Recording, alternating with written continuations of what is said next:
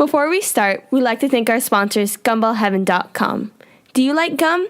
If you do, you better check out gumballheaven.com and order yourself or your business a gumball machine with the yummiest gumballs ever. Gumballheaven.com will hook you up. And we would also like to thank MiguelHernandezLaw.com, the best lawyers in California. If you do a lot of drugs, get into trouble, make poor decisions like robbing banks, or if you get arrested and you're innocent, give them a call. MiguelHernandezLaw.com. If you need a lawyer, you need them. And we would also like to thank Cliff's Tire and Battery. You have a car, you need tires, and you need a battery. You don't need the hassle of going to some impersonal corporate store that treats you like a number. Go see Cliff's Tire and Battery in Salinas. They are located at 631 East Market Street. Tell them that the Twister Sisters sent you for a free smile and a high five. There is only one running store in Central California that you need to know about. I am talking about the Treadmill, located in the beautiful town of Carmel at 111 Crossroads Boulevard. The Treadmill is a Peninsula's running company. Everyone who works there is extremely knowledgeable on running, fitness, and nutrition. Check them out at thetreadmill.com. Ask about their awesome running events. They will take care of all your running needs. We'd also like to talk to you about C12 Recovery. C12 is a post-workout drink. If you're tired of being sore after your workout, then you need C12 Recovery. Recover your body 5 times faster with less muscle soreness. Check out C12 Recovery on Amazon.com today. It works and tastes freaking awesome.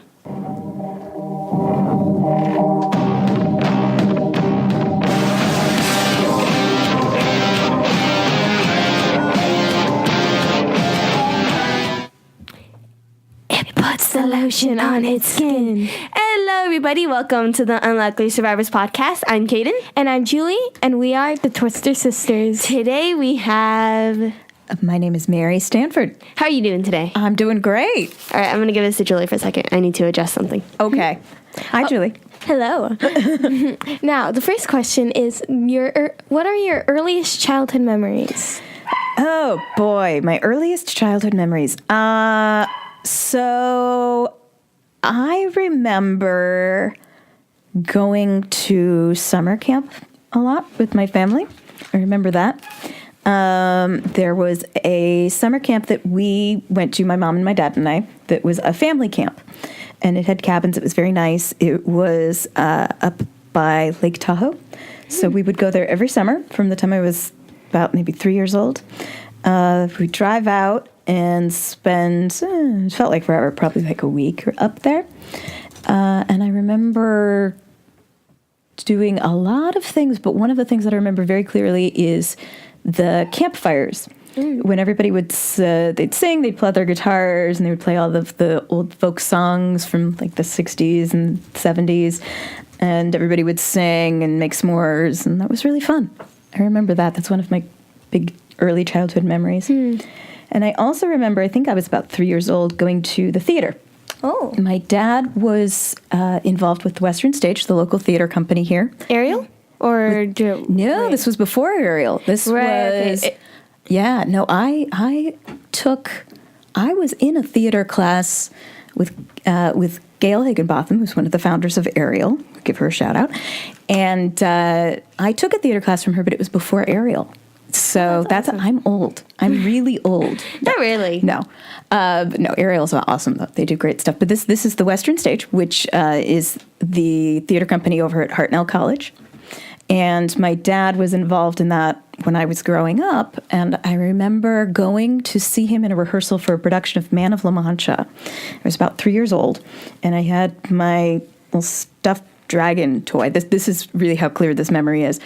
And was watching the rehearsal, and there was one man in the audience, and all of the actors up on the stage, and the man in the audience said, "Stop," and all of the actors stopped, and then he told them to do something, and then all of the actors did the thing that he told them to do, and I thought, okay, that's really cool. I want to have his job when I grow up. So I just was a control freak. So that's why I wanted to go into theater. No, but it was very cool. They took me around backstage, the actors, and they showed me how everything worked. They showed me how they did their makeup, and it was very cool. Theater is amazing. Yeah. I've yet to do it, and sadly, I cannot take it as my 7th period this year because I am taking a community college class. But next semester, I will be able to get college credits for it, so I am super excited. This is very Wait, cool. are you going to do it for 7th period? Next year, yes. Cool. 2017. I think I want to do it too. Going back to our second question, who are your parents? You talked about them with your summer camp, so could you tell us a bit about them? Sure, I can tell you about my parents. So my parents are Pat and Cindy, and you know my dad. He's in Toastmasters with you guys and says lovely things about you. And that's how you know all about me, too, is because he goes around town talking about me to everybody, which I think is wonderful. So, yeah, what do you want to know about my parents? Let me think about this for a second. I know, because you guys know. Or what do you think your listeners want to know about my parents? What was one of your best experiences that you remember having with one or both of your parents? Ooh, boy, there's a lot. There's a lot. Like, I was really lucky. I had really, really awesome, well, I have really awesome parents. They're still alive. I don't know. I mean, I think that the summer camp memory that I talked about was really special. I remember one of those sing-along nights. I really do remember just sitting on my mom's lap. I was very little, and just remember feeling, just so secure there. Christmas. Christmas is a special thing for our family because, it's just me and my parents. I don't have any siblings. I grew up an only child. And so on Christmas Day, we would spend all day opening presents. We would just go very slowly and appreciate the presents, keep it very simple. And our traditional Christmas meal is grilled cheese sandwiches and tomato soup because it's very easy. And so nobody has to spend time in the kitchen fixing everything. You can just sort of be together and hang out and spend the whole day in your pajamas if you want to. It's really cool. That's usually me on Christmas morning. Yeah. That's me every morning. That's you every morning? I have friends that open their presents at midnight, but usually my family will wake up in the morning at around 8 or 7 or later, and we just open presents in our pajamas. And if we're really tired from the night before, we'll just wake up late, and then we'll be in our pajamas, and we'll grab the blankets from the room, and we'll all sit on the couch and open our presents. That's really cool. Because they're all really tired. It's really fun. That's nice. We met your mom this weekend at our grandpa's 70th party, and she was so sweet. I actually met her before that. And you met her, but where did you meet my mom? I'm not sure why she was at the office, but she came to the office with Pat, and they were there, and I was at the office scanning some papers for my dad because he has files I need to scan for him, and it's my little job. So I was doing that, and she was there, and my mom introduced me to your mom. That's very cool. Yeah. Yes. No, my parents are really awesome. So. They are. Yeah, and we did a lot of things together too. We sang in church choir together from the time I was 9 until I went off to college. That was pretty awesome. My dad and I did Western stage together growing up, so I spent a lot of time with my parents when I was younger, and it's nice because I think sometimes I went through, I think what every teenager went through. I was like, oh, my parents are so uncool. Oh my gosh. But looking back at it, though, I'm really grateful that we had all that time together because it's just, you just have those memories of sort of being with people, and it goes so quickly, I think, and it's nice to be able to look back and think, we had so much time together, and we did so, my parents really knew me, and it's so important, I think, to feel like the people who are close to you really, really know you and really understand you. Yeah, I'm really, really grateful for the parents and for my parents, for how much time and effort they put into raising us, and for how much they did for us back then, and how much they're doing for us now, and how much they're preparing for our future, which is crazy because time the past few years is literally just flying by. It's extremely insane because honestly, you're here one day and then that's it. You just gotta appreciate the time you have, get as many experiences as you can, and just have fun, enjoy life. 2016 was the year that went by the fastest. It went by way faster than 2015. Just like, I can't believe it's almost the end of the year. It just feels like last week was New Year's. Oh, wait till you guys get to be adults and get out in the world. And I'm so scared. I don't want to adult. I don't want to grow up. You know what, though? Being an adult is pretty awesome. It really is. Like, there's some really boring parts, like paying your bills. That's not so much fun. But, you know, I definitely have times when I stop and I'm like, whoa, I get to do all these things. You know, I can stay up. I can do that when I want to. I can stay up late and no one can tell me not to. Yep, exactly. I can make decisions for myself. I can make decisions about how I'm going to spend my money, and it's my money to waste or not. Usually somewhere in the middle, but you know, but I can make decisions. Like I go to the opera. I go to the symphony. I go to the Hollywood Bowl. Like these are really awesome things that I think, you know, that inner child kind of takes a step back and goes, "Whoa, I'm doing this. This is really cool." So those are experiences that you get to do as an adult. Yeah, and it's very neat to have that to think I can see this. I'm like scared, excited. It's a mixture of growing up. Well, I hope by the time you get there you'll just be excited about it. Yeah, and not so much scared. I'm excited to drive. I'm not. I'm terrified. Oh, whoops! I can already see it happening. I have dreams of when I was younger of me backing up the car into a tree. You know, and just take it slow. There's a reason. There's nothing that says you have to go peeling out of the driveway as soon as you're 15 and a half and learning how to drive. Next year, guys, May. Yeah. Caden, there's a reason why I made that one meme. Do you remember? The hikey one. We'll show you later after the podcast. Oh, okay. Alrighty. Anyways, so now your listeners are curious, though. Now there's some listener out there who's going like, but where do I find this meme? Scroll through the other memes. You'll find it eventually. Where do they find your memes? So go on Instagram and search for Pet Pony Domo. Julie's Instagram is on there. She posts photos of her pet shops, her drawings, the animals. I've posted like one. But the meme is on there, and it's of me driving the car with her freaking out, and then my friend dying in the backseat. Oh, good. We're not dying, but like crashed over in the corner.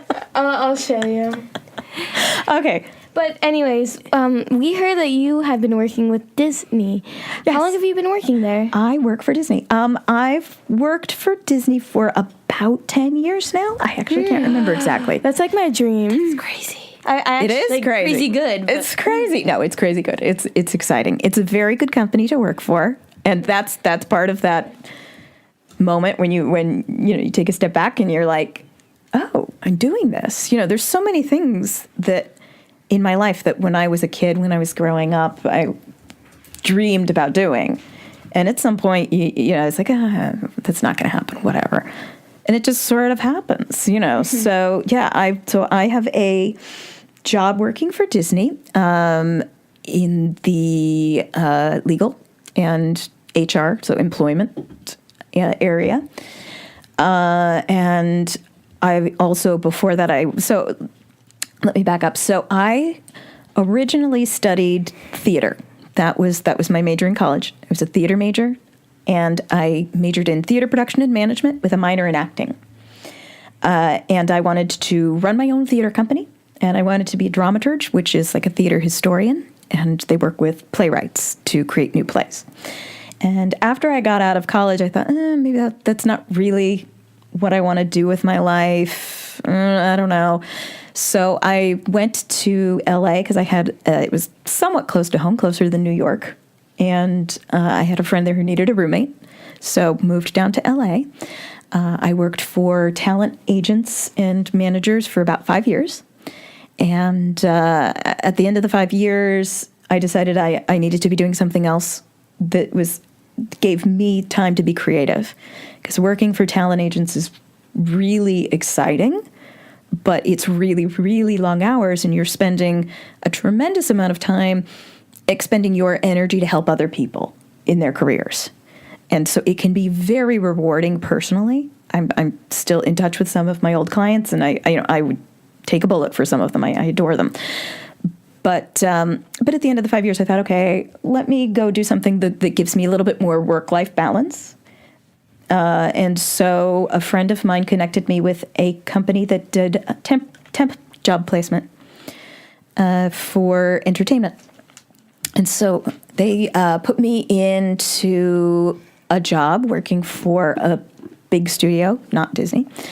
And after that, I learned what I was doing, working in what's called legal affairs in the entertainment industry. I learned how to be a very good legal assistant because I already had experience being assistant for agents and managers. And then I went and I worked at ABC Studios. Well, actually, it wasn't ABC Studios at the time. It was still just ABC at the time. And I worked there during pilot season. They brought me in just to help out with what was needed.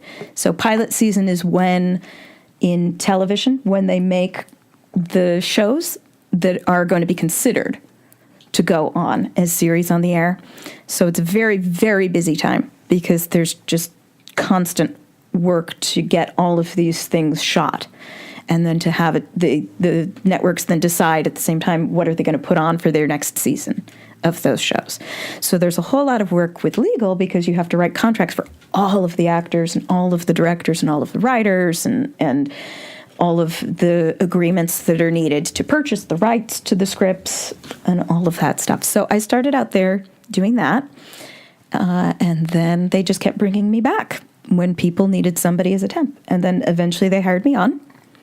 And I spent a number more years there doing that, getting really good at what I was doing, learning how to do it the best I could. And then I went and got my paralegal certificate, which is sort of a paralegal is kind of in between an assistant and an attorney. Mm-hmm. That it's the best way to describe it, I think, is sort of like, there's doctors and there's nurses.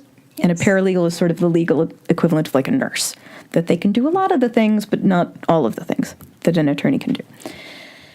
And so I went back to school, got my certificate for that in the evenings during a year. And the really nice thing about working for Disney is it's a very generous company that way. And so they actually paid for my education, which I'm very grateful for. And I'm feel very lucky that when I got out, I was able to find a position within the company where I could use that education that they paid for to give something back to the company for their generosity that way. So now I have a job where I work in compliance for independent contractors, basically. And it's a very dry thing to try and describe, and I'm sure you want to know all about the really fun things of Disney. But it is actually a very, very interesting job, and I really like what I do. Do you work? Where is Disney located? I work in Glendale, so we have offices in Burbank and Glendale, and then there's the Disneyland Park that's down in Anaheim, which is probably about an hour drive if you're lucky. It's an hour and a half drive usually away. And then there's offices everywhere. There's offices in Florida. There's offices in other countries. They're all over.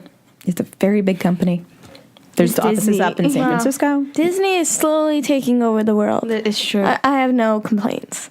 Yeah, I was gonna say what you say that like there's a problem there. Like I have no complaints. I trust the world would be much better. If I trust Disney, but I actually like working at Disney is one of my dreams. Mm-hmm. I want to be like one of the movie directors, but for like the animated movies. Mm-hmm. So like Nemo and Zootopia, all those animated movies. And I want to be like one of the animators and one of the story directors. That's very cool. It's going to take a lot of work. It is a lot Lots of work. Lots of college. Boy, they yeah. I mean, I don't work directly on the films. Do you get to meet the actors? Or not normally. Not normally. But you're there. I'm around, but I don't normally get to do it. What I do is I sort of help the people who are making the work get the resources that they need to make that work. So in this case, the people resources that they need. Why are the actors the famous people? What about the directors, Caden? Like the people who do all the special effects. The people behind the camera are just as important as the ones in front. Oh, Yeah. Definitely. I agree with Oh, you. Caden, 2K16. That was deep. That was deep. These are... I was not expecting that from someone, from me. When you were at ABC or ABC Studios, whatever you like to call it, were you there when they were working on Harry Potter? I have Harry seen Potter's the Warner movies. Brothers. Oh, what about It's a great movie, though. what about The Walking Dead? I don't think Disney has Wait. The Walking Dead either. No, ABC. No, Nope. it's AMC. Oh. AMC's Walking Dead. I thought that was ABC. I haven't watched Walking Dead in like a year. I deserve a little break. So you did in the beginning. You talked about when you were really little and you went to the theater with your dad and you saw that man telling everyone what to do and they just immediately said what they wanted to do. Yeah, exactly. That's what you wanted to do. Was there anything else that inspired you to do theater or anyone else in particular that inspired you? Absolutely. Yeah. I mean, everybody at the Western Stage when I was growing up, it's still like that. It was just a big tribe of people coming together to make interesting creative work. And you couldn't help but be inspired in that environment. This is something you may not know. So when I first started at Western Stage, I was about 12, I think I was. And we did a little workshop class called the Peter Pan Project. And they took all the kids who were, and sort of gave a summer workshop on theater. And then the next year, they cast a production of Peter Pan on the main stage, and they used the kids from that production. And one of the kids who was in that with me was a boy by the name, well, at the time he was Lance Black, and he now goes by Dustin Lance Black. And does this name mean anything to you guys? So he's an Academy Award winner. Did you know that there's an Academy Award winner from Salinas? No, but that's awesome. He's a writer. So he wrote the film Milk, and he has an Academy Award. Oh, wow. So, never let anybody tell you that you can't accomplish something just because you're from Salinas. So, and unfortunately, I'm not in touch with him anymore. We lost touch shortly after that production when we were like 13. But it's kind of fun to be like, yeah, we were in that play together when we were kids. So, so like I said, though, it's just the environment around there was so inspirational for everybody that there's a lot of us who have gone on in various ways. Maybe we're not winning Academy Awards, but we've gone on in various ways to do theater or entertainment or something like that for a profession. I have been living in Salinas my entire life. I'm not gonna lie to you. Yes, with you. Dealing with me. My entire life because I'm the younger one. And I don't think I'd ever let anyone just say like, you're from Salinas, you can't accomplish anything. I've never heard someone say that since everyone I'm around also lives in Salinas. Yeah, but yeah, I don't know. Maybe it's different now. I don't know. I felt like when I was growing up, there was sometimes that attitude that They still act that way sometimes. really? And it's the same thing with schools. They're like, oh, you go to that school on that side of town? And honestly, I don't think it's only Salinas, but it's like, those are really just rumors. Every school is a good school if you like put the work into it, if the student is willing to learn. And it goes the same for the people. If the people are willing to work and put effort into running their town, doing their career, just because you hear rumors or you see the town maybe looks run down, maybe it's a bit dirty, doesn't mean it is. You gotta dig deep, look for the people and let them show their true colors. Digging's hard. That's all I have to say. What do you call it? I take things too literally. By the way, I just want to say this real quickly. Why is AMC and ABC like two different companies, but they sound so similar? They both have AMC. I have no idea. That's all I have to say. But ABC had it first. That's all I can say. They've been around much, much, much longer. AMC should change their name to like To something else. YX. Wait, ABCD. I need I think you should write to them and tell them this. I'm sure they'd be excited to hear. What are the last 3 letters of the alphabet? A B C D F G H I. Oh my god. It's Z Y and isn't it X? So we heard you sing, and I've Yes. heard your songs, and my ears are just so happy when I hear them. Yeah. And it's so pretty. How long have you been singing? I have been singing my whole life. So I would hum to myself when I was a baby. And that's how my parents knew I was awake, they say.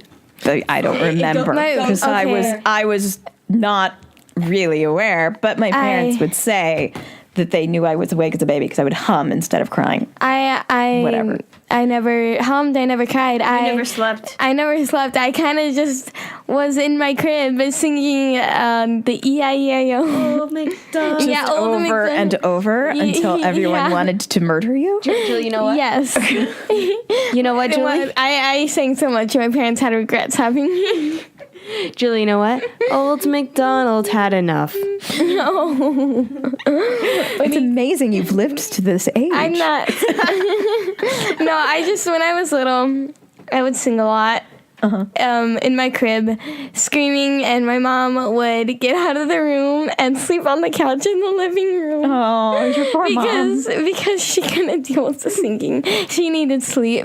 More or less now, though, I'm the one that sings more than she does. You sing more? She won't shut up about Hamilton. I won't. I like Hamilton. I know the lyrics to every song, and I don't even listen to them. She just listens to them, She just knows them. I just know it because I can't get it out of my head. Yeah, well, that's the mark of a good song, isn't it? I like Satisfied the most. Yeah. Hamilton's a really good show. It is. All right. wait. Any of our viewers that don't know Hamilton, you poor deprived soul, I am so sorry. You need a life, please. Well, actually, I Caden, need a don't life. shame I'm people. Hamilton. Okay, just check out Hamilton, the musical made by Lin-Manuel Miranda, sang by many amazing people like Lin-Manuel Miranda, Philippa I don't know, say her last name. Renee and Goldsberry. Renee? So pretty. Renee's in Hamilton. You don't get it? That's our friend. We have a friend named It's an Renee. inside joke. Just check out but it's a good musical people. Never please. mind. It's amazing. It is. It is amazing. Okay. All right. Wait. So you were asking about when did I start becoming a singer? So again, when I was 3, a lot of important things seemed to happen in my life when I was 3. Very magical age. It seems to have been. My parents put me in church choir, and we had a really great music director at our church, and I'm going to give her a shout out, Becky Nelson, because she's probably going to be listening to this at some point. And she was amazing. And so she had what she called a cherub choir, which was little kids at the time. And I don't know what we sang. I don't remember what we sang. I'm sure it was very simple songs. But the important thing was that we would sit there and she would teach us about music. I remember sitting around doing music flashcards. So by the time I actually got to school band, when I was like 9, I already knew how to read sheet music, sort of. And I had been singing in her choirs all along. So then I played trumpet for a little bit, which was really cool. And then I got braces. Ooh. Yeah, I just got a rubber band. And it's really hard to play trumpet with braces. It's hard to speak with braces. Mm-hmm. It's hard to eat with braces. You know, how are we supposed to survive without food? Yeah, it's hard. But you know what? You get over it. It's okay. You get past it, and then you have nice straight teeth. But I stopped playing the trumpet because of that. Because it just hurt so bad. Oh. And no, but it's good because what I ended up doing is going into chorus. And so I took chorus, and I learned more about singing, and I learned more about music. And then I went into theater after that, and I did a lot of musical theater. Did a lot of musicals at Emerson. And when I went to college, I kept going, kept taking voice lessons there, and then I stopped for a while. I kept singing like in choirs and choruses, but I stopped. When I stopped doing theater, when I moved to Los Angeles, I sort of stopped doing theater for a while. And gosh, I think maybe about 4 years ago, I got back into it. And it was, this is kind of a long story. So I'm really interested in what's called vintage music, right? Music of like the 1920s, the 1930s, 40s, and 50s. That's something I'm very interested in. And I'm very interested in musical theater, particularly the history of musical theater. And that's what I love performing now. So I was at a vintage festival, and like there was lectures happening and stuff. It was on the Queen Mary in Long Beach, which is gorgeous. And through a friend of mine, ended up meeting somebody who was a cabaret singer in Los Angeles. And so I was telling her about, I'd grown up singing and doing all of that, and then I stopped for a while. And she said, well, you should come out. There's this cabaret piano bar that I go to, and it's really friendly. And you just go and you bring your sheet music, and so there's a guy there, and he plays. And you give him your music, and you can sing, and everybody's really friendly. So I went and stood at the piano and shook like a leaf because I was so scared. But everybody was genuinely really nice. And so I kept going back, and I kept singing other things. And they were so encouraging. And actually, by the way, I'll give a shout out. The guy's name is Brian Miller. So, Brian, if you're listening, thank you. Hi, Brian. Hi, Brian. Hello. So that's how it went. So, and I just kept going, and I kept doing it. And eventually I stopped being so scared. And then I started thinking, okay, maybe I'll do a solo show. And it took about a year of work to get to a place where I felt I could do that. And then I started singing with some of the bands that I really loved, just sitting in with them and doing a number here or there. And eventually they asked me to start singing with them. So, so I'm not famous. And You're famous to me. Thank you. You're basically famous in our book. Thank you. But, so it's not something that makes me a lot of money. But it's something that I really love doing, and it's so rewarding for me personally that I'm not going to be stupid enough to say that I would do it for free if anyone is listening. No, I'm kidding. But there are certain things that, because I have this really good day job that we talked about, I'm able to do things that are very, very interesting that don't necessarily pay me anything. Like, I recently performed at Disney Concert Hall, which is our big concert hall in Los Angeles. And I performed in a tribute to the Sherman Brothers, who did the music for like Mary Poppins and Chitty Chitty Bang Bang and all sorts of those classic things, like the Disneyland music, like Small World, that they wrote all of that. Small World. Oh, God. Yeah. So, but these were important. These were very, very important. Like Mary Poppins was something that was really, I was obsessed with that when I was a kid. And I actually got to work with Richard Sherman, who is still alive, who was one of the composers, and it was extraordinary. And that's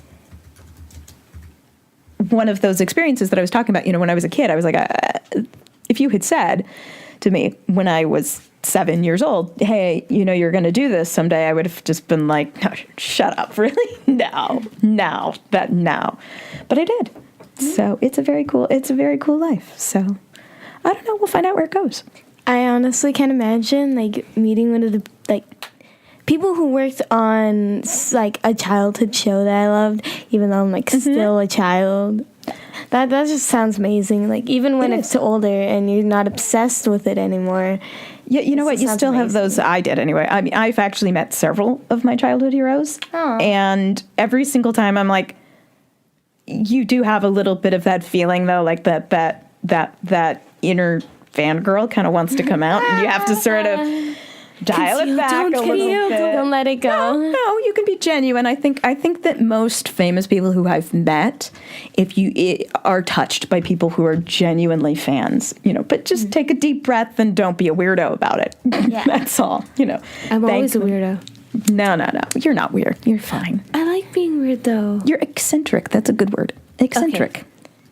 But I'm That's also a much weird. better. Well, okay, fine. I'm not going to argue with you. You can call yourself a weirdo. I'm a weirdo, guys. I'm also a stalker, so don't give me your Caden. social media. Just putting that out there, guys. Watch out. Oh my gosh. I'm not that bad. I'm like Then you I just called yourself a stalker, and then 5 seconds after, you say you're not that Don't bad. pay attention to me. So when you started singing, I know it's always been a part of your life, but was there just something that influenced you? A movie, a show? You mentioned you like Mary Poppins. Is that one of the main things that influenced you? Was it a person who influenced you? What inspires you, or what inspired you back then to sing, and what inspires you now to sing? What inspires me now to sing is just the love of what I'm doing. That's what's life about, actually. Yeah, I think, I'm working on a new cabaret show. I'm just constantly listening to things and going, oh, that's a good idea. I'm going to follow that idea. Where does that lead? And I think what inspires me now is that desire to tell a new story, to share a new song with people.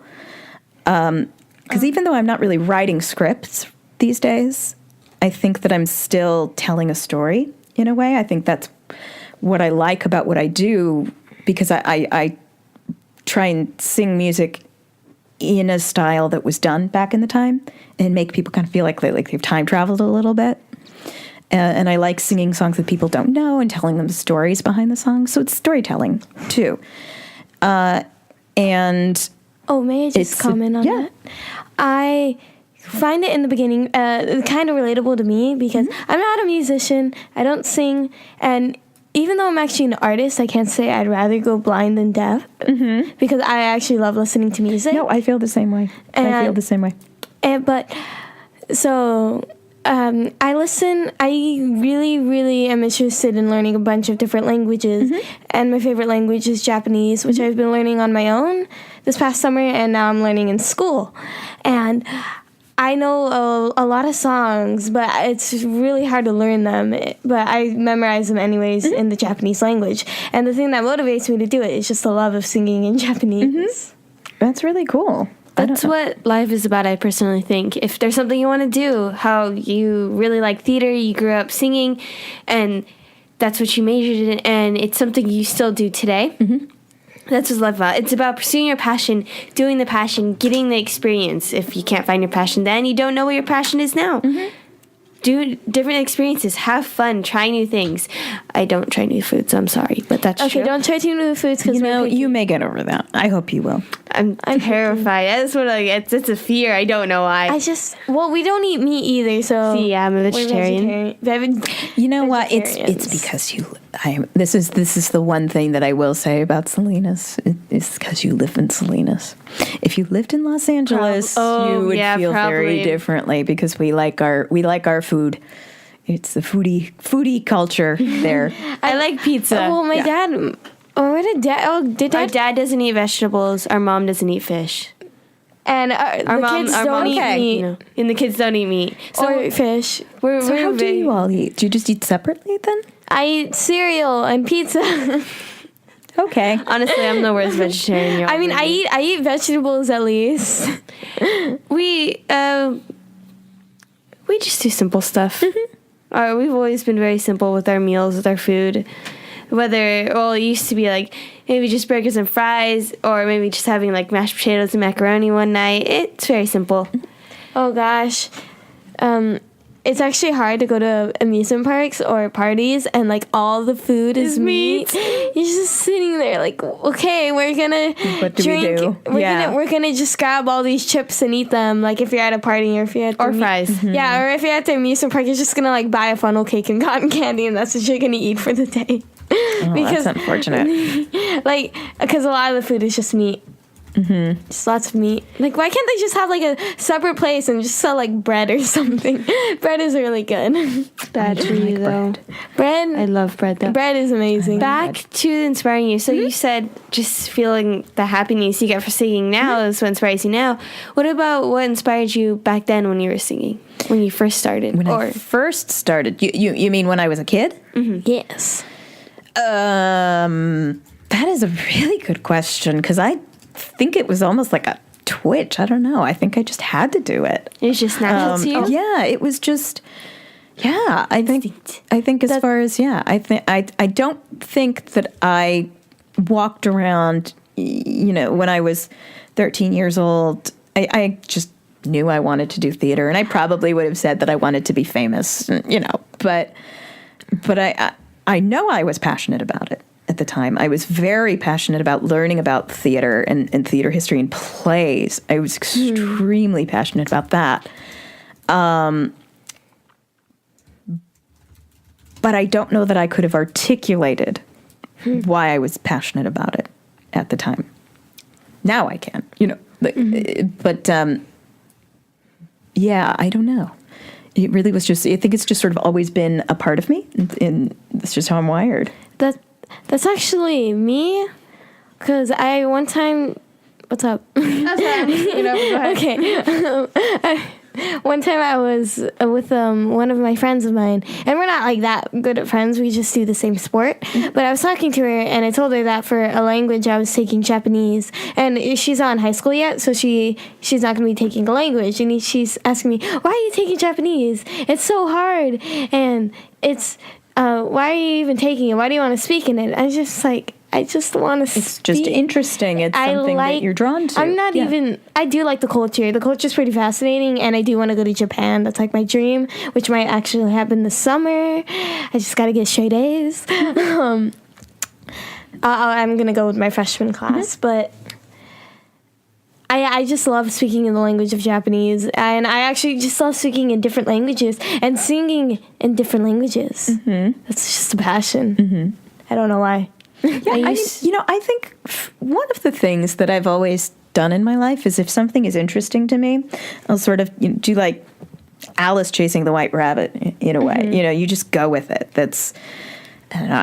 I was really like into David Bowie when I was like 13. I discovered David Bowie, and that was something that I think a lesson that I learned from wanting to emulate him in my life, was that he had all of these different interests and influences, and if something was interesting to him, he would just go for it. And I definitely started following some of the path when I was a teenager. Okay, David Bowie says that Bertolt Brecht is interesting. I'm going to go read a whole bunch of Bertolt Brecht plays and listen to Three Penny Opera, and these are things that you probably don't know yet because you're still a little young for it. But I'm sure you will be listening to it yourself at some point. And then that led to interest in other things, and that led to interest in other things, and so on. And I've always had pretty good luck in life by just doing what's interesting to me and seeing where it leads. It actually reminds me of this girl that my grandma told me about. It was, actually, I think she told my dad about it. I was just listening with them. But it's a... Eavesdropper. Sorry, keep going. It's a little, I think, 4-year-old girl, and whatever she finds fascinating, she memorizes. So she really liked the Dory movie, the Finding Dory movie, and because of that, she just memorized all the fish.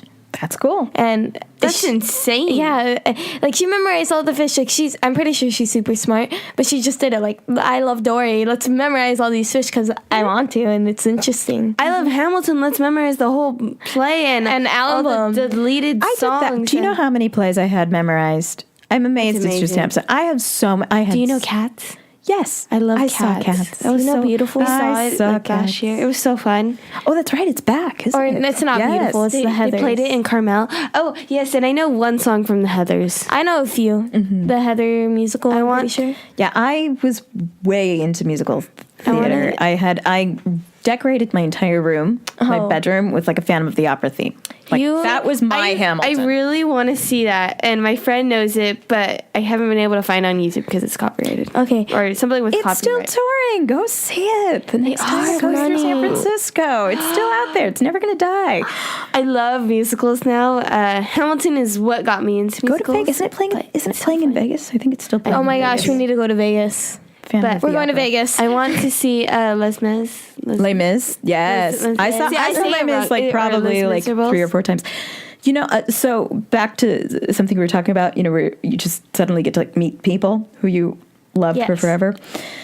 So that Disney Concert Hall show that I did recently, there were 2 guest stars in it, in who did solo pieces, and one of them was an actor by the name of Michael McGuire, who was the original Entourage in Les Mis, and then there was also another person named Anthony Crivello, who was in Kiss of the Spider Woman, which was a very big musical when I was growing up.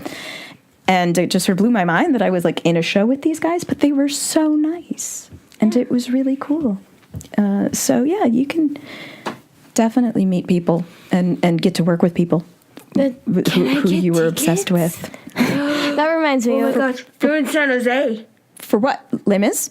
No, Phantom. Phantom? Well, go see it. Oh my god. Go see Phantom. You should go see Are it. they going? Are they like right now? Oh, I should. Go watch the chandelier fall. It's great. How long are you going to be How long am I going to be in here? Monterey County? Oh, not very long. Oh, I'm going back next week.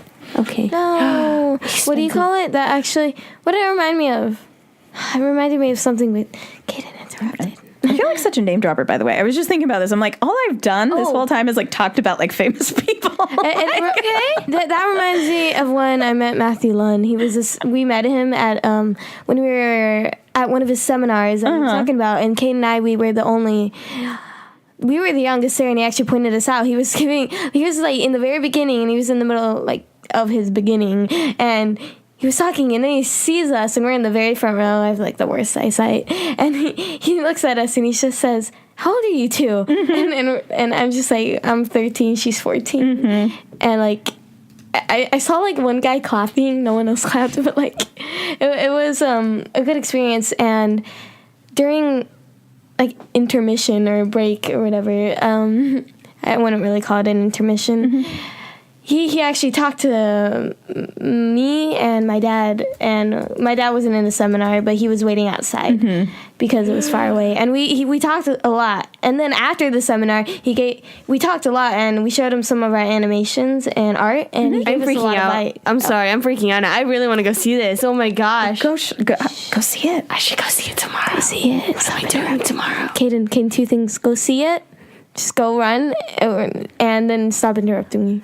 Okay, I'm sorry, keep going. I have butterflies in my stomach now. I remember that being a really good experience, and he was really nice about it. He like gave us a lot of advice, Loads of tips. Yes. Loads of tips. Yeah, I think that most people who are passionate about what they do, which people in Hollywood, by and large, are very passionate about what they do. There are certainly people who get into it because they want to be famous, but the filmmakers, the writers, the producers generally they're doing it because they're passionate about it. It's a community where they are really embracing of young people, who are looking to pursue it as a career and pick up that torch and keep it going. So yeah, I think people who are actually passionate and do the things they do, create the things they create and use their imagination because they're passionate in it rather than just to be famous and get recognition, attention, and money. Well, money helps, but yeah. Yeah, well, I mean, like, but not money. Yeah. Like, if it's to pay the bills, that's reasonable. Right. But I mean, like, want to be rich and brag about that's it. Never and a that good famous, reason. like, famous rich. I think that the worst reasons to go into doing anything are to make money, to become rich. Yeah, obviously make money to pay your bills. That's what I do, But to become very wealthy, on purpose, like that's your sole reason for doing something that doesn't work, and to become powerful or that's also like you're. That's how people become bitter and awful and twisted people. That's why I think the people who actually do it because they're passionate in it are the nicest. And the people who don't, they can still be nice, but usually they aren't. Or some aren't. I agree. I think it's so important. You'll just find more often than not that the people who are actually passionate are the nicer ones. And the ones who are more true. I think so. So, yeah, that's an important lesson for life, for sure. What was that? There was something I was going to... There was also another thing I was going to say. we've all just had like just Brain a farts. collective brain fart. And, Yeah. and that's the joy, and that's the joy of doing things live, right? I remember your guys's, like, your theater room, your Hamilton room. You don't have a Hamilton room, but she wants to decorate her room fully of Hamilton. That's me. I say go for it because I did a whole. That is like me and anime, because I love anime. Because I like Japanese. I like speaking in Japanese. I'm going to like anime. You have to watch anime. It makes speaking Japanese much easier because everyone's speaking in Japanese. You watch the sub, not the dub. Have you seen the Hamilton? Oh, wait, no, you said you haven't. But have you listened to the Hamilton album? Yes. Caden. All of it? Yes.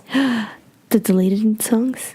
I don't know if I've Like, heard the deleted There's, songs. I think, there's Congratulations, John Lawrence Interlude, Dear Theodosia Reprise, and one more, I think. Angelica. Don't know. I don't know, but I don't. I'm such a big fan.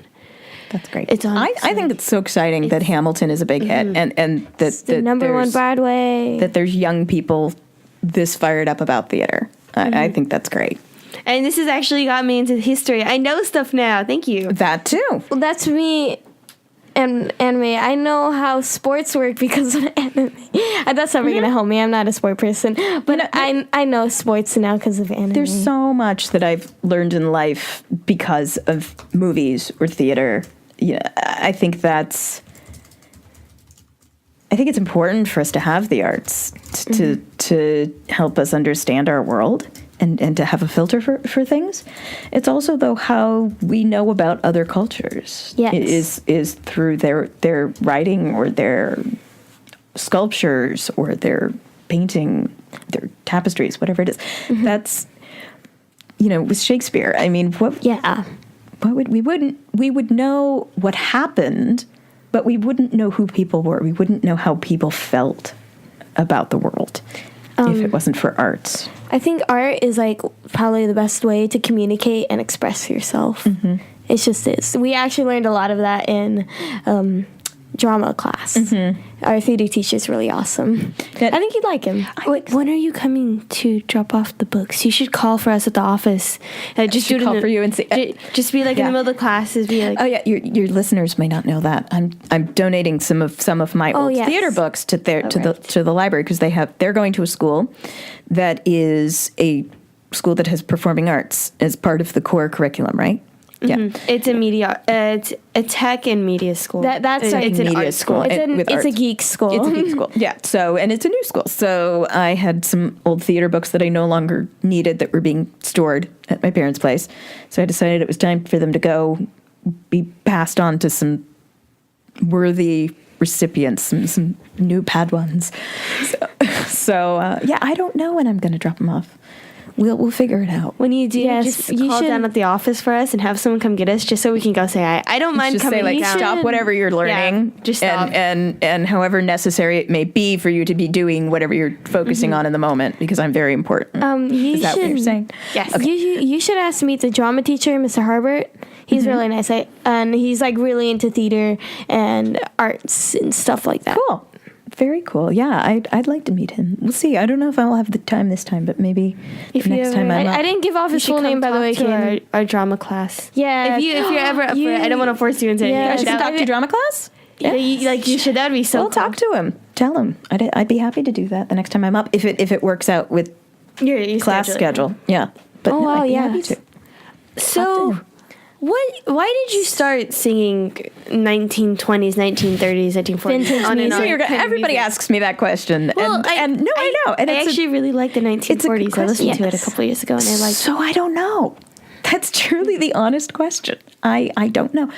I know that I always liked older musicals. I think a lot of the shows that my parents had the records of were a little bit older, but they weren't 20s, so I don't know. I remember being 7 years old and watching a Charlie Chaplin movie on TV, Watch the Kid, and it blew my mind. And I remember going to school the next day and trying to tell all of my friends about this, and they looked at me like I had just lost my mind. Like they couldn't understand what I was talking about. To me often. Because I was 7. I mean, I watched a lot of old TV when I was growing up. I was sick a lot. So when I was home, though, I watched a lot of old things. I watched a lot of the Disney Channel, which at the time was showing old Disney things. They weren't showing, they didn't really have new programming like they have now. So I just watched a lot of the classics, and I think that's maybe where a love of that older stuff came from. My grandparents had really great stories about when they were young during World War II, going and dancing to all the great swing bands. I know that when I was in 8th grade, we had to do a report on a president, and I picked Roosevelt, Franklin Delano Roosevelt, who was the president during the 30s. I don't know why I picked it, but I did, and then I actually just found it when I was in 6th grade. I had to do a report on a composer, and I picked Irving Berlin, who was a really big composer of that era as well. So I don't know. I've always been interested in it, apparently. That's awesome. For me, I've always been interested in animals. It's always been with me. Well, ever since I was 3. I think even before that, though, I've always been with animals, interested in something I know will always be with me. Goes the same with reading, goes the same with any kind of art. It's just something that's there. It's natural. It's like magnetic. Comes to you. It's like gravity. You just fall from the tree. I have a friend, and her name is Bella, and she is totally into 80s music. And it's not. And if you ask her, can she old. tell you why she really likes it? I haven't talked to her in forever, actually. I should probably contact her. But I just remember that she said that her parents raised her in 80s music. It's like, and I listen to a lot of, not as much as her, but I listen to some 80s music. And my dad shows me a lot of 80s music and 80s movies. And I've actually watched a new series, Stranger Things, which love that series. It's so good, isn't it? and it's taken place in the 80s, and I can just so good. I can just see it, and it doesn't even need to tell me the time. Like, actually, I wasn't wearing my contacts when I first saw it, so I couldn't read it when it said the date, like in the 80s. So but I can still, like, you feel the 80s vibe. But anyways, Oh my gosh, such an 80s vibe. It's amazing. And the music. And the actors, oh my gosh, and like the filming, it's so good. It's amazing. Great show. I can't wait till season 2. It's coming. It has to. It has to. Yeah. I need to live till. No, they announced it. They're going to do it. Yeah. My heart. I'm happy. There was a collective shout of joy. What is your best memory you have while singing or performing? Whether that was now or back then or both. Oh, that's tough. I think it's probably the moments when I've learned something about myself in front of an audience, which are sometimes the scariest moments. I mean, obviously, I think when I walked out on the stage at Disney Concert Hall, that was a highlight for sure. But that's an obvious one. That's, of course, that was a highlight of my singing. I think one of the most interesting experiences that I had was a show that I was doing where it was, to use video game speak, it was a level up. It was somebody had asked me to do something that was a big challenge. And I worked extremely hard to get I have a policy that if somebody asks me to do something, unless I'm positive that I could not get there by doing a huge amount of work, I have to say yes. That's my personal rule. Say yes and learn how to do it. And so this person who I really admired had asked me to do this show, and it was a very big challenge. And then I got up to do the first number, and it went completely wrong. Uh-oh. But his band is so professional. They got it back on track, and it went fine. But I was so scared about taking on this challenge and feeling like I couldn't do it that as soon as that first song went wrong, I was like, oh my gosh, what was I doing? Oh my! And I was on stage in front of everybody going, this is a terrible decision. I can't get out of it, though. I just have to suck it up and keep going and keep singing and, well, shoot, And so I just took a deep breath and I said, okay, you have rehearsed these songs until you're blue in the face. Just do exactly what you did in rehearsal. You don't actually have to feel a single emotion right now. Just literally go through the motions. And that's what I did. And I did that, and I got done with the next song, and people rushed up to the stage to tell me how great it was. And some of the guys in the band were like, that was really, really well done. And I thought, and I didn't even notice that it was going well because I was just so disassociated from my emotions. And that was a very big learning for me, that it's like, yeah, things go wrong, but you can get it back. You're okay. You have skill. You know what you're doing. And then just slowly, by the time I got done with that whole show, I was having a really good time and feeling really comfortable up there. And it was great. So it's just, I think those moments maybe stick with me more. It's the moments when things go really wrong. And I learned something about myself by getting out of it, or just figuring out how to just sort of shrug and go, okay, I screwed it up. Everybody knows I screwed it up. Whatever. That actually really reminds me of when how long ago? Like 2 months ago, I gave a speech at one of my camps. It was a summer camp, but it wasn't like a camp where you go out in cabins and tents and under the stars. We got to sleep in the dorms of UC Santa Cruz, and it was Girls Inc. camp, where they basically talked to us and taught us about college and prepared us for high school. And at the end, there were 7 girls who got to give a short, 1-minute speech on the things they've learned, and all the parents came. So it was a really big presentation, and there were over 150 people there. That's a lot. Yeah. I was one of those girls to be speaking, and I wanted to be the last person to speak because I thought my speech would wrap everything up. And I speak, and I'm halfway through it, and I had a day to prepare, and 12 hours in total to actually prepare it and write the speech, because I wrote it on my own.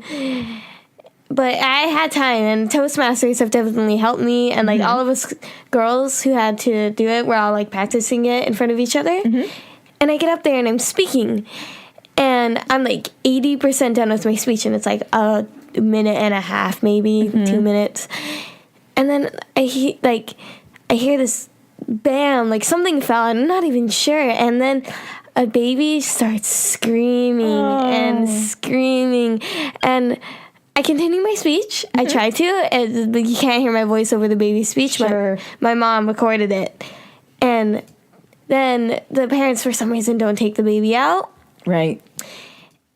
And then a phone goes off. Right. And I'm trying to get through the speech, and then the baby cries, and I'm still trying to finish that 20% I have to do, and I'm stumbling, and I'm kind of freaking out on the inside, but I'm trying to get it done.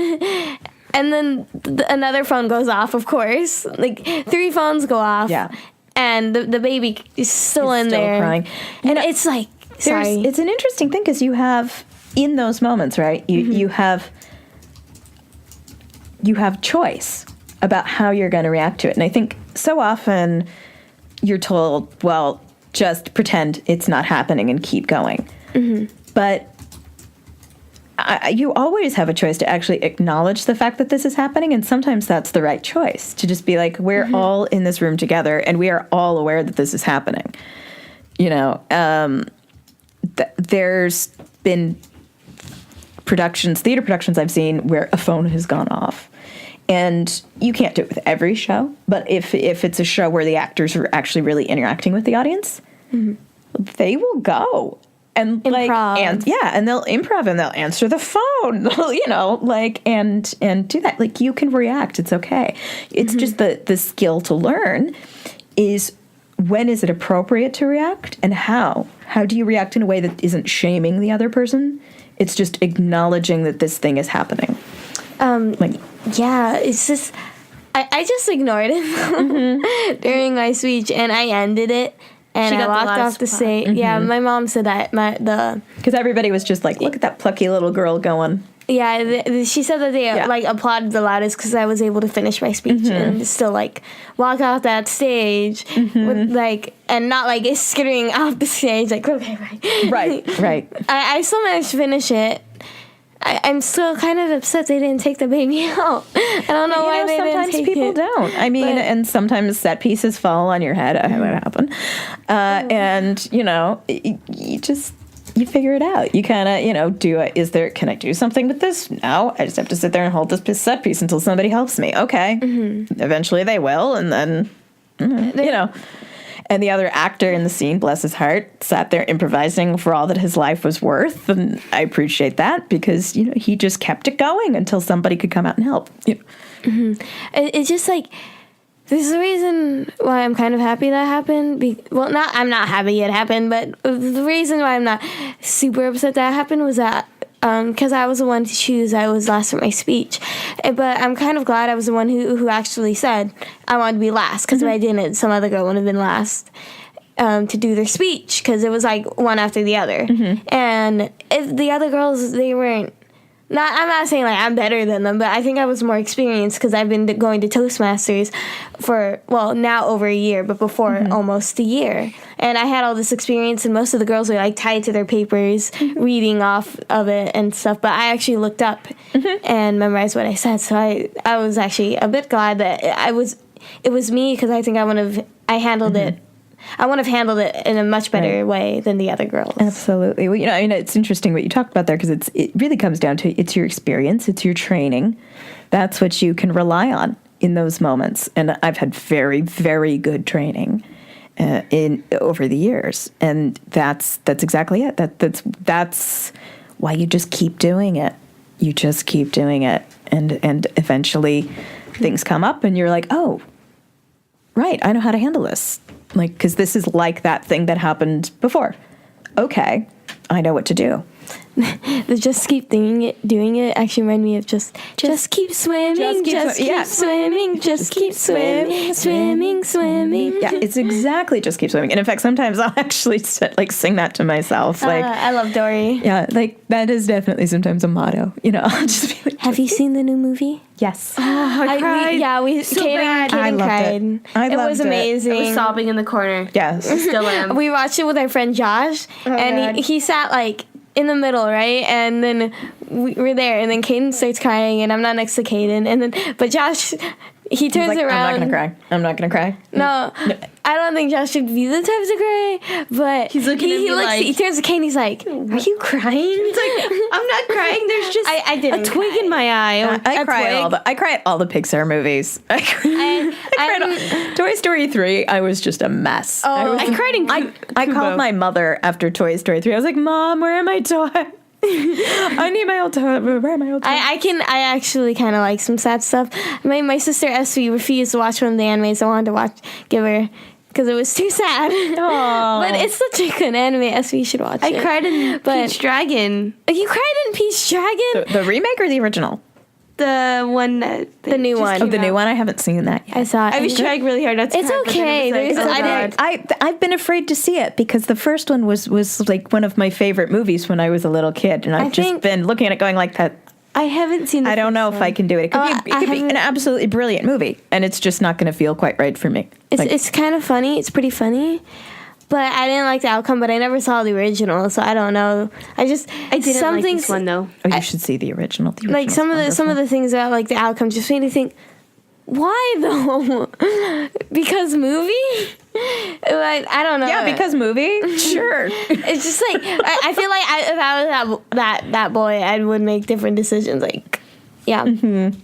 I want a dragon now, though. I want Elliot. Mm-hmm. Mm-hmm. But it wasn't a terrible movie. It was like, it was pretty good. I still enjoyed it. I still don't regret seeing it. Mm-hmm. What else was I going to say?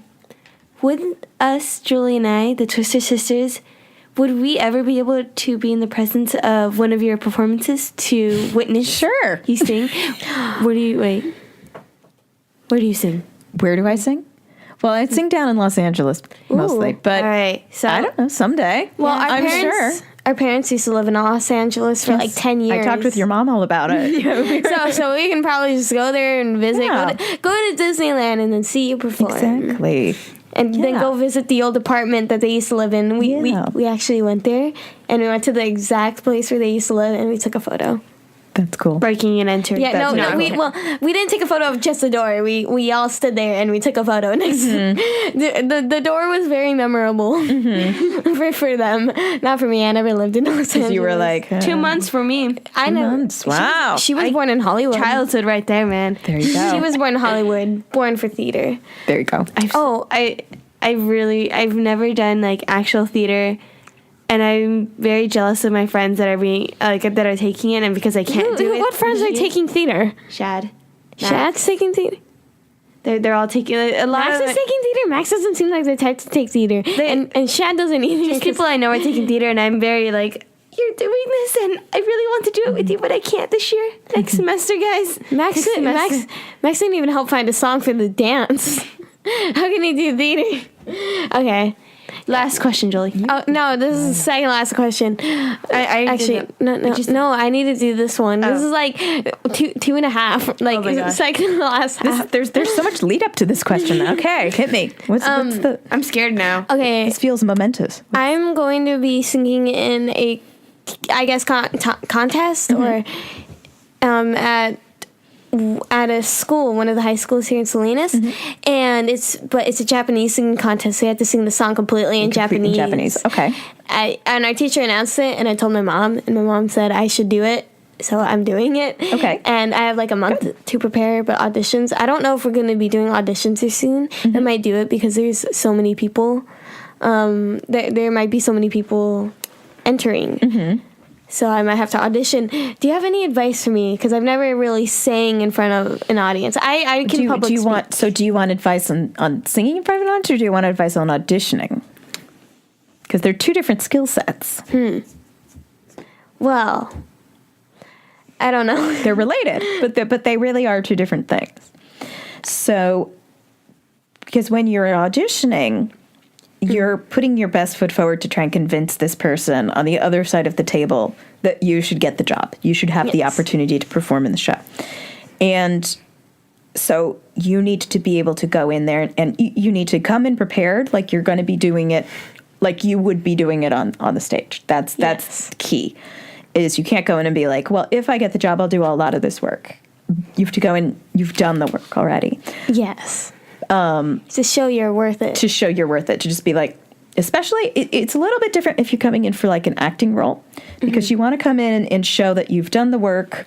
You can give them a great final performance, but that you're also willing to take their input and be molded by them for their vision.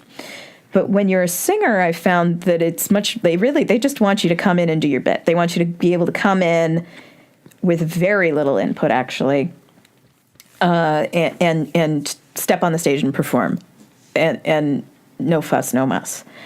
And so that's really what I would just say, like, work on it like you're going to work on it, with everything. Come in with confidence, though. Thank you. Like, be confident about it. Like, even if you're, like, remember that the rule that I was telling you about, I have to say yes, even if I feel like maybe I can't quite do it. I can get there. I trust that I can get there because I have a lot of training. I have a lot of experience. And if I just work really, really hard, I can do it. And so there's definitely times when I have to take a deep breath and say, okay, you may be a quivering mass of jello on the inside right now, but just believe you can do this. Yes. Put on the character of somebody who's like really, really good at what you're doing and walk out there and do it. But, don't be cocky about it, but just be confident. Just be like, yeah, I am prepared. Don't apologize. Yes. Like, never apologize. Just say, great, I'm good. I can do this. And there's also, again, if you really screw it up, I think that there's nothing wrong with saying, you know what? Do you have the time for me to do that again? I know I can do it better. But don't say like, oh gosh, I messed up. I'm so bad. Just, I think I can do that better. Do you have the time for me to prove it to you, basically? Yeah. Like, yeah. Thank you. No problem. That's great advice. Yeah. Yeah. Own it. Well, for the last question, it's pretty similar to that. But this is like singing. This one is in general. You know what though? It's no different. There's anything. There's no difference between getting up and giving a speech and getting up and acting a scene or a monologue and getting up and singing a song. It's really not different. Okay. Last one. What advice would you give to Caden and I, the Twister sisters? And it can be like in general, not just like, because I know the other one was very similar. Life advice. But yeah, life advice. Deep life advice. Advice that where it's like, if we were to die, what would be the last thing you would tell us? If the zombie apocalypse started, what would we have to do? I mean, there's so much advice that I can give you for life, but I think that, do you guys know Stephen Sondheim music at all? No. Okay, look up Stephen Sondheim. Stephen Sondheim's great. Not right now, but I see you all reaching for your computers because you're of that generation. You're going straight to Google. I see. Okay. No, sit down and listen to Stephen Sondheim. Really listen. How do you spell his last name? Sondheim. It's here. Type it. He'll come up. Oh, I found it. Yeah. Me too. There you go. Stephen Sondheim. All right, I see. Stephen Sondheim is for me one of the big influences of my life, my artistic life, and a whole bunch of people. It's not just mine. A whole bunch of people. And he wrote a musical called Sunday in the Park with George that was based on a very famous painting. And they made up a whole story about the creation of this painting. It's completely made up, fabricated story, but it's a great story. Oh. You're going, oh. He has the same birthday as my friend. Oh, really? Shout out to Kat. Okay, there you go. Kat was born on a good day. So anyway, but the whole musical has to do with the nature of creativity and the creative process, but also just the nature of life itself. And in the closing number, the major character of the piece receives advice from his grandmother character. She comes back from the dead, essentially, and gives him advice about creating and about moving forward in life. And for me, that song kind of sums up all of the advice that I could ever need in life. And when in the moments when I kind of feel like, what am I doing and where am I going? That's where I go, but I think the line that really sticks with me and that I guess I'll leave with you is, there's a line, stop worrying where you're going, move on. If you can know where you're going, you've gone. Just keep moving on. So that's what I give to you. Thank you. You're welcome. Oh, thank you. Just real quick, I don't completely remember the quote. It was a Martin Luther King Jr. quote, and it's like, if you can't fly, run. If you can't run, walk. If you can't walk, crawl. Just no matter what, keep moving forward. Exactly. It's something like that. Yeah. And I thought that was a great quote. It just reminded me of what you said. Mine is, you're not a tree, move on. Well, there you go. See, there's a theme. Trees are pretty cool. If you put them in a wagon and you just drag it, you both can move on together. The tree just needs a companion. I'm gonna make it. It's like the green tree or something. That one book. Alrighty, thank you so much. Thank you. This was a delight. We really appreciate. I'm sorry, it's pretty late. It is like we had a nice chat that we just kept talking. That was fascinating, though. Yeah, I'm not sure if you have to get anywhere or anything. No, I'm fine. Okay. I'm fine. But thank you so much for doing this podcast with us. Yes, thank you for inviting me. It was so much fun. Great advice and sharing stories, and that was really fun. Thank you to you guys. You guys are our favorite. We love for you watching. all. You just said thank you. You need to say thank you for watching. Thank you for watching. Thank you for subscribing, for listening. Well, what if they're not subscribed yet? Thank you for then being you should you. Subscribe. Thank you for being a good person. You should be a good person because people like good people. And Good when people you eat cookies. When you're good comes back. Okay. That's true. If you're a good person, I'll make you cookies. Okay. If I remember. Okay, when you're good comes back. So good people like cookies. So if you like cookies, you'll get cookies. That's all I have to say. Leo, I'm talking to you. Leo doesn't like cookies. Leo is. Yep. I don't know you, Leo, but I'm a little concerned if you don't like cookies. He doesn't. But he's a vegetarian, so that's okay. He doesn't like. I don't care that he's They not make vegetarian. vegan cookies. I mean, I live in Los Angeles. I know this for a He's fact. not vegan. He just doesn't like eat cookies. like meat and stuff. So It's probably better in the long run. so like. Yeah, but cookies. And I know it's cookies. I'm disappointed. Then again, Adriel, his basically brother, is disappointed in me because I don't like boba. And you don't like nacho juice? Well, they didn't say that. Or caramel? Caramel? Or caramel? Caramel. We don't like a lot of things. We're See, sound like we're very picky. Well, thank you again, Mary, for coming. Really appreciate it. Oh, usually how we end. like, we hold a bye. Mm-hmm. And heads up to you guys, the outro song is a song I believe was sung by you. Yes, it's off of my YouTube channel. What's the name? It's Disneyland from Smile. Yeah, from the music. Alrighty, guys. So be sure to check her out on YouTube. Be sure to check us out on our social media. Her YouTube channel is Mary Stanford. Alrighty. Yes, Mary Stanford. Or you can actually just go to my website and you can find it that way. It's maryjstanford.com. Yeah. Alrighty, guys. Thank you again so much for coming. I say thank you a lot. I'm sorry. Arigato gozaimasu. Thank you guys for coming. We love you all. Subscribe, and we shall see you soon. Bye. Disneyland, Magic Kingdom, Disneyland. I close my eyes real tight, wishing hard I might, wishing hard I may find my way to